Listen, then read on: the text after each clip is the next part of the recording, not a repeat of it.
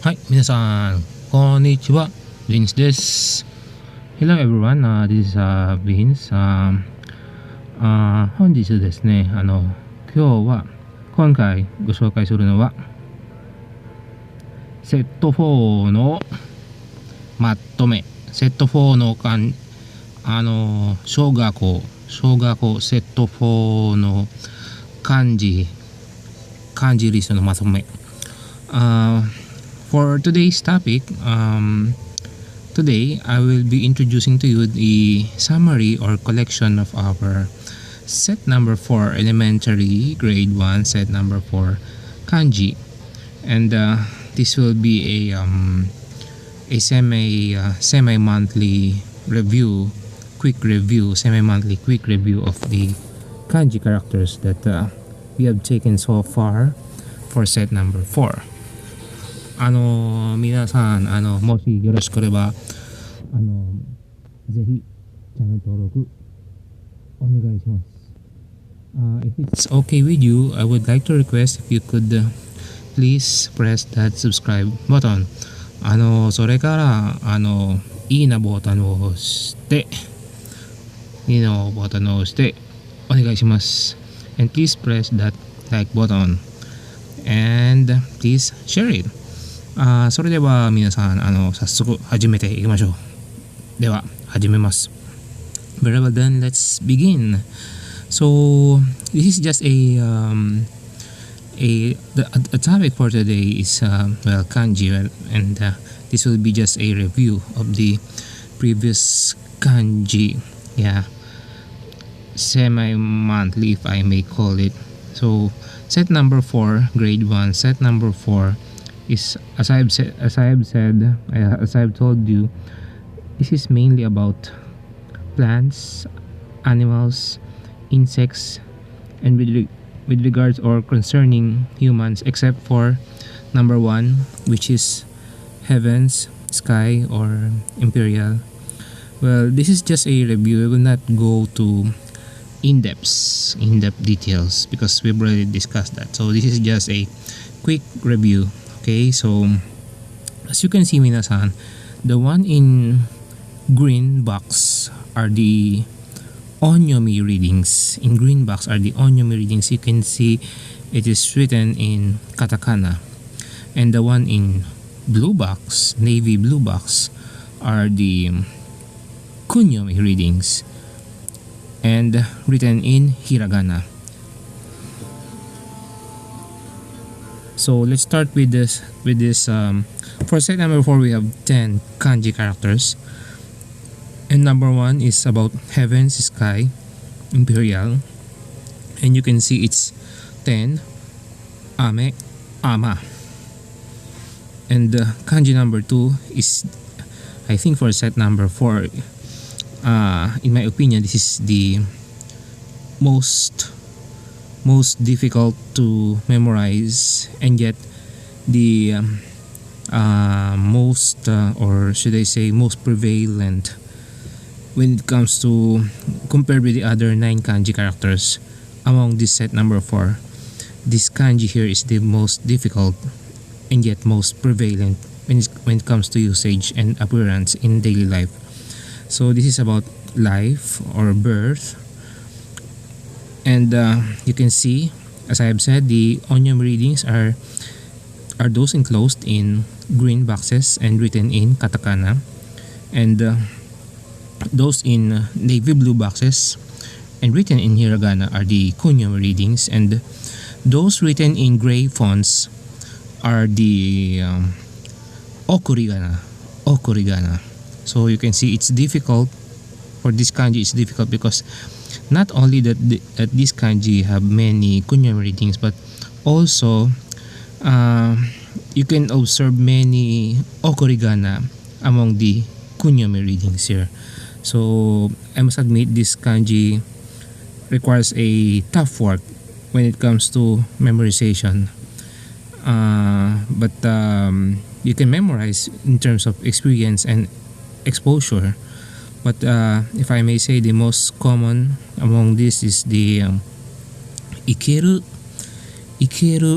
umareru, ikeru, umareru, umu, hairu, and hairu.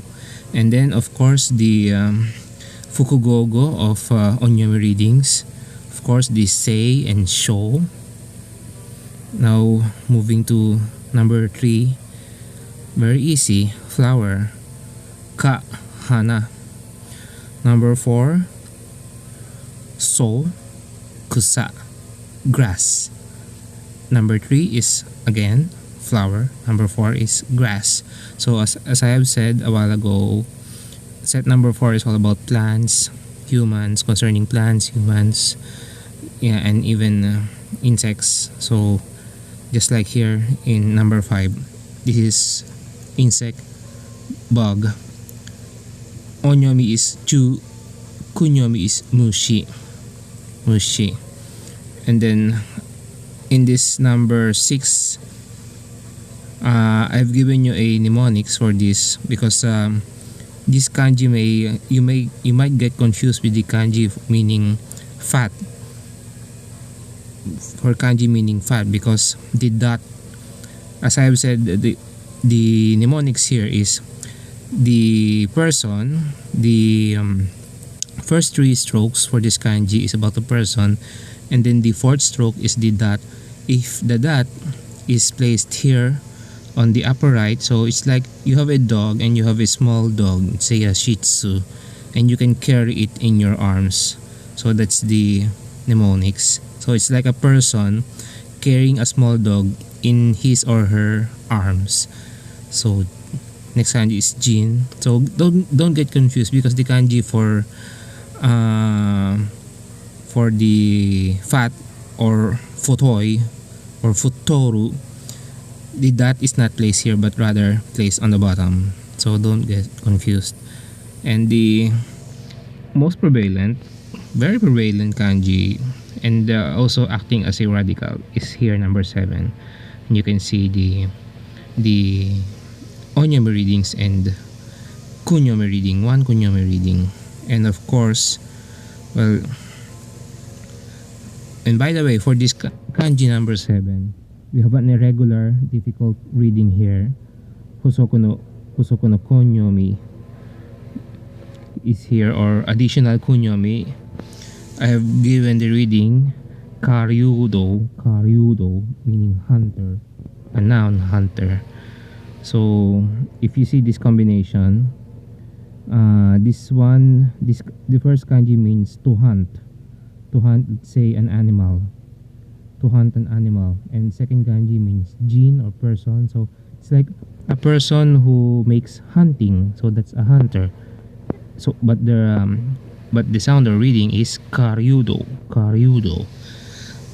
And of course the myo, the kanji for business card is meishi. And we all know that this kanji is also the kanji present in the word namae or onamae. As you can see, namae is fukugogo combination,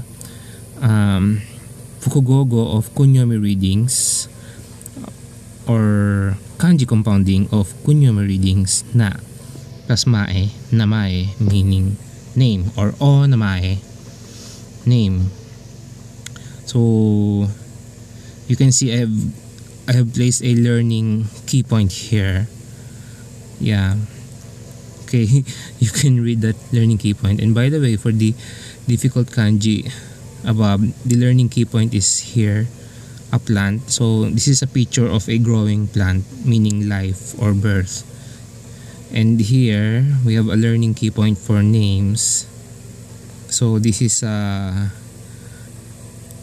actually evening plus mouth, meaning in ancient times the call out or roll call for names is done by a leader during nighttime. So during nighttime, the first kanji is yu, or nighttime. Call out is mouth. During nighttime, the leader calls out the names, and thus we have the kanji for name, or na.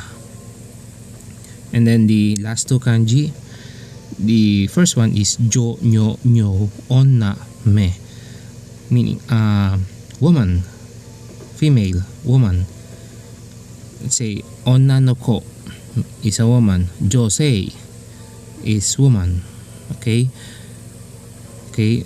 So or you could see josei tachi, joshi tachi, meaning women. You suffix tachi to make a plurality.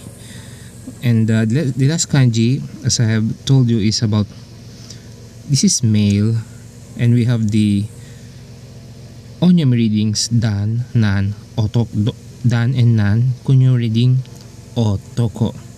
And I have made I presented last time in lesson 77 the picture of a field and strength, rice field plus strength, because in ancient times, those who plow the fields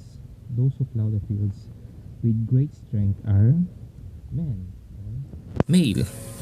And now, minasan, I won't be taking much of your time because this is just a summary, a short lesson, if I may say. So let me just present you with the last part of this lesson. Oh yeah, the last part. Okay.